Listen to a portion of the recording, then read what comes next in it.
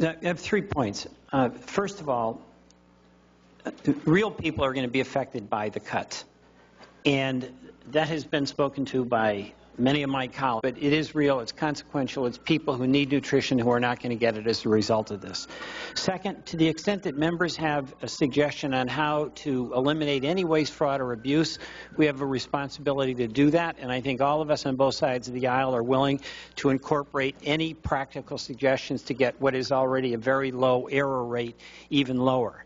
But third, this debate about food stamps really distills what is a fundamental division within this Congress about what kind of economy and what steps we should take to get the kind of economy that respectively we think we need. You know, whatever we say about the food stamp program, the need is great, but it's in the context where on one side,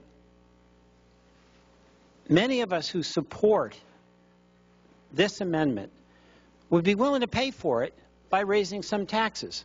We actually think raising taxes on folks over $250,000 is something that should be done in order to contribute to get our debt down. Because when my colleagues make an argument that the debt is real, it's a legacy that we're going to give to our grandkids, they're right.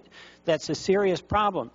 But the question I think a lot of us are asking, a lot of Americans are asking, is whether the fix is in a way that works against regular people who don't really have a say.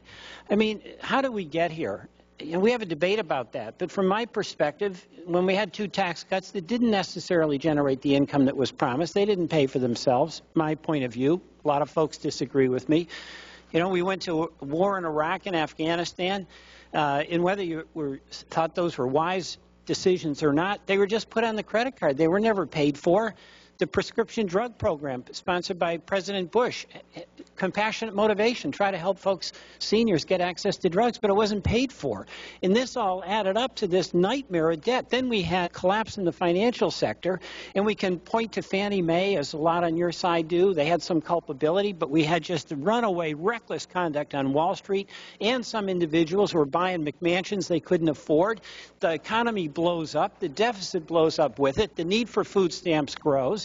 So then a lot of us ask, why is it that the remedy is to go to the people who had nothing to do with Wall Street, nothing to do with the decision to go to Iraq, did not receive any benefit from those tax cuts? We're asking them to pay the price with lower food stamps when their kids are going to be hungry.